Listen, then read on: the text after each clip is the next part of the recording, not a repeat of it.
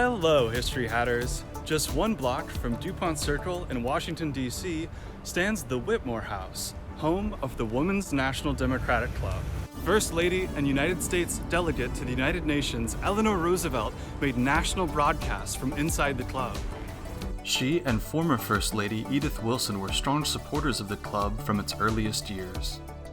In contrast to the dominant Beaux Arts architectural style prevalent in a number of contemporary buildings erected in the Dupont Circle neighborhood in the 1890s, architect Harvey Page transformed a bare triangular lot into a masterpiece. Blending the English arts and crafts architectural movement with the American shingle style, the house's horizontal continuity creates a sense of continuous volume.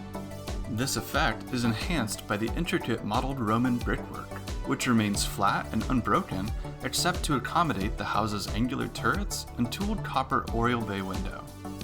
Even the thatch-like roof, which drapes across the house from various points above, obscures its true height. Attached, the sprawling handcrafted copper gutters also reinforce the horizontal effect. The 1967 Brutalist-style expansion by architect Nicholas Satterley furthers the theme of continuous volume in a unique juxtaposition, but with more discernible verticality.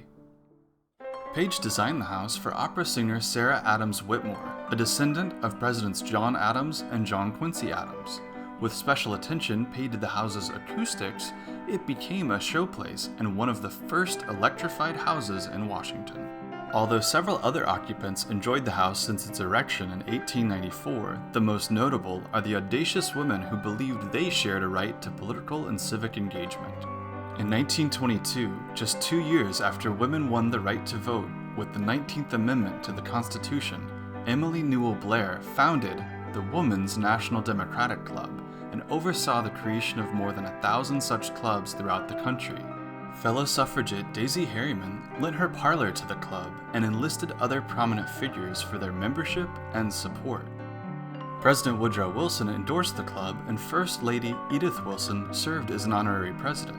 In 1927, the club purchased the Whittemore House. The New York Sun hailed the club's acquisition of the exquisite Whittemore House as putting the Ritz into politics. Examples of the club's earliest financiers can be found in some of the room's names and decor, like the room named for American businesswoman Marjorie Merriweather Post. The Whittemore House's sculpture garden features 4 works by the sculptor of Dupont, John Kavanagh, featured in another episode of the History Hat.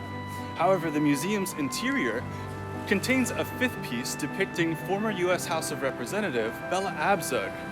Rather than me describe the interior collection, the magical hat of history gave me another idea. Let's take a look. Don't you get upset when every time you look at the television screen, they're making decisions about what's going to happen to Europe, what's going to happen to the Soviet Union, what's going to happen in the Middle East, and all you see are men around the negotiating table? Is that the world? Is that not perhaps the missing equation as to why the world is out of balance? The greater part of our happiness or misery depends on our dispositions and not on our circumstances. We carry the seeds of the one or the other about with us in our minds wherever we go. It is done. The precious portrait placed in the hands of the gentleman for safekeeping. I am accordingly ready. I have pressed as many cabinet papers into trunks as to fill one carriage. Our private property must be sacrificed, as it is impossible to procure wagons for its transportation. I studied every paper sent from different secretaries or senators and tried to digest and present in tabloid form the things that, despite my vigilance, had to go to the president. I myself never made a single decision regarding the disposition of public affairs. The only decision that was mine was what was important and what was not, and the very important decision of when to present matters to my husband. I would feel that a liberal was a person who kept an open mind, was willing to meet new questions with new solutions, and felt that you could move forward. You didn't have to always look backwards and be afraid of moving forward. Our country is the showcase for the free world. Where do we want to see our country in 50 years? We want to see us on the way to wiping out poverty. There will always be some people that will have to be supported, but are we working to see that it's impossible for anyone who wants to have a decent life not to have it? And that having formulated that, then we can accomplish it if we have the persistence and the courage, and above all, the imagination, because our trouble is that we take it for granted that everybody understands freedom and wants it. And we don't realize that for, a good third of the world, one of the freedoms that we've forgotten about is the most important freedom, the freedom to eat. And the sooner we realize that you can't talk about freedom of worship or freedom of thought until you've first given people the freedom to eat. And therefore, that is the one really important thing that lies before us at present. I've been disappointed, but I'm not discouraged. All of us must keep on hoping and working for a change. You can start it over. All right, we're starting. You go ahead anytime you want. Don't try to memorize it. Just say it. Just say about what you want to say. Whatever you feel like. I was happy to get back home again and resume life normal. I got the same point did before, didn't I? And quit. Try it again. Now Mrs. Truman, unaware that her bottle is not prepared,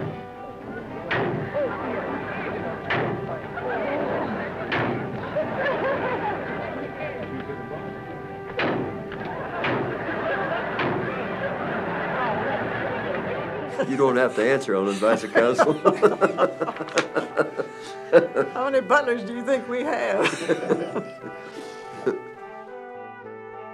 Queridos amigos, les habla la esposa del senador John F. Kennedy, candidato a la presidencia de los Estados Unidos. I don't think the White House ever can completely belong to one person. It belongs to the people of America. And I think whoever lives in it, the First Lady, should preserve its traditions and enhance it and leave something of herself there. But she shouldn't just leave it an empty museum. From signing acts for the Land and Water Conservation Fund and the Highway Beautification Act, to launching the many new seashores and national parks like the Redwood. Today, we are issuing 4 new postage stamps, messengers that will go to homes and offices all over the country. They will bring a reminder, and my personal hope, that Americans will intensify their commitment to conservation in the time ahead. I have not done away with stigma. I've worked on mental health issues for 48 years, trying to get rid of stigma, and it's still prevalent.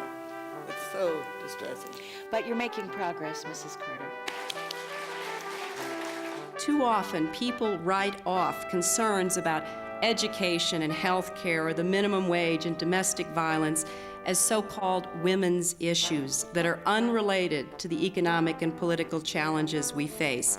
They're somehow thought of as soft issues. I suppose there were conversations like that in Wyoming and then certainly around the country as women talked about seeking the right to vote and were told, well, that's a woman's issue. In fact, these women's issues are crucial to progress wherever we live. Simply put, if women and girls don't flourish, families won't flourish. And if families don't flourish, communities and nations won't flourish. There is one message that echoes forth from this conference. Let it be that human rights are women's rights and women's rights are human rights once and for all.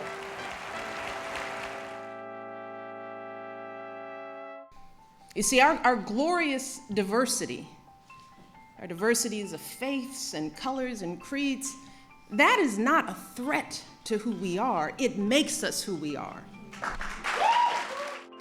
So the young people here and the young people out there, do not ever let anyone make you feel like you don't matter or like you don't have a place in our American story, because you do.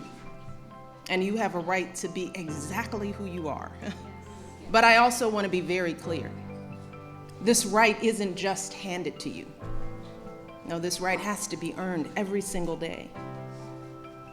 You cannot take your freedoms for granted. Just like generations who've come before you, you have to do your part to preserve and protect those freedoms. And that starts right now.